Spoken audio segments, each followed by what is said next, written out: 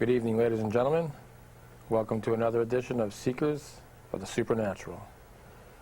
Before we start our program tonight, I'd like to talk, if I may, just for a moment, about someone who was close to Ed, to Lorraine and myself. A young man, 26 years old, who was a student of Ed and Lorraine's. He was a psychic investigator. Lived in a little town of Adena, Minnesota. He touched many people.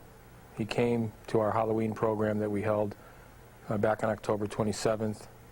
He's been involved in many, many cases throughout the United States with us. He's written for the New England Society for Psychic Research Journal.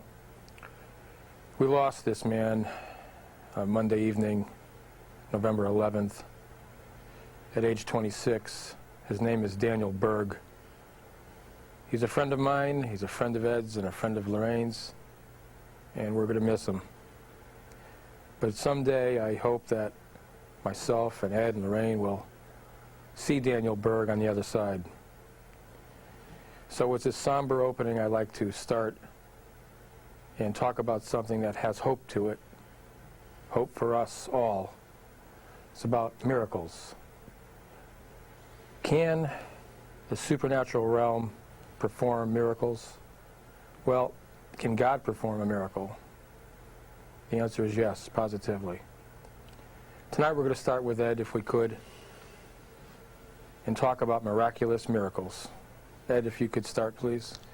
Well, you know, a lot of people would say to Lorraine and I, and even you, Tony, can you prove there's such a thing as the supernatural? Well, of course we could.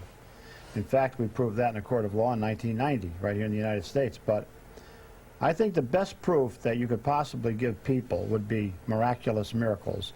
Whether you're a Catholic or Christian, whatever you are, this is scientific proof that such a thing as an invisible realm of the supernatural does exist, that God does exist. For instance, you know, up in Canada, a small man by the name of Brother Andre, he only stood probably 5'1", small in stature, but big in spirit, huge in spirit. This man was known as the keeper of the door in Montreal, Canada, at Mount Royal. And for 50 years, he just kept that little building, a little chapel, cleaned up and ready for the masses in the morning. There's a statue which has been dedicated to him. And I myself know about miraculous miracles through this man, but I'd like to just tell a little bit about him first.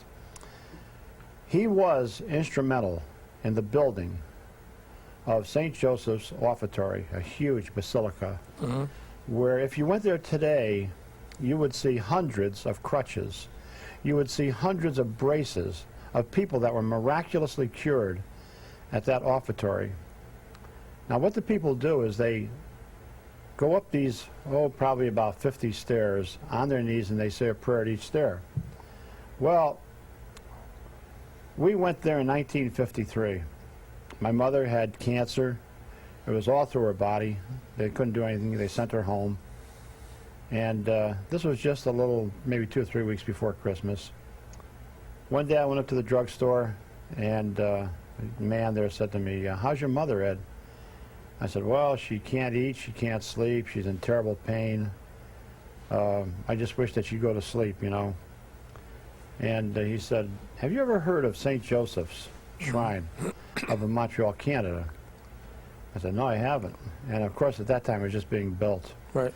And so he said, a lot of miraculous miracles occur there. Now, I wasn't looking for a miraculous miracle. I didn't think that could happen with me, my mother. I was hoping that she would fall asleep one night and she wouldn't wake up, that she'd be at peace. Because, you know, in 1953, they didn't have the pain-killing drugs that they have today. I go home, and Lorraine was there, my father was there, and I said, I just met a guy, and he told me about this shrine up in Montreal, and I told him all about it, and they said, well, gee, let's go up there. It'll only take us 8 hours to get there. So we left the following morning. We left my mother with a neighbor next door, took care of her, and one of her sisters. Well, we headed up, and we got to Montreal. Beautiful, beautiful shrine. Wasn't even complete yet. But we did go up the stairs. We did say the prayers, and we stayed there one day. Went through the Stations of the Cross and so forth. And then we headed home. Well, we got home the following night, and Tony, I'll never forget it. The lights were on upstairs in my mother's bedroom. Now remember, she was in terrible pain. She couldn't even speak, you know, she was very hoarse. Mm-hmm. And if she laid down, it pained her. If she sat up, it pained her. Everything was pain. We're walking up the stairs, and I could hear voices talking. My mother's voice, very strong, not weak. I can hear this neighbor, the woman next door, talking to her. I look into that room, Tony, and I see her eating an apple. This woman couldn't eat, couldn't swallow anything. Eating an apple and smiling and talking. Then she went on to tell us how the night before, suddenly there was tremendous pain and heat went through her body. And suddenly there was no more pain. And she had an appetite. She wanted to eat. 3 days later, she walked out of that bedroom, down the stairs, into our car, and we took her to Leahy Clinic in Boston, Massachusetts.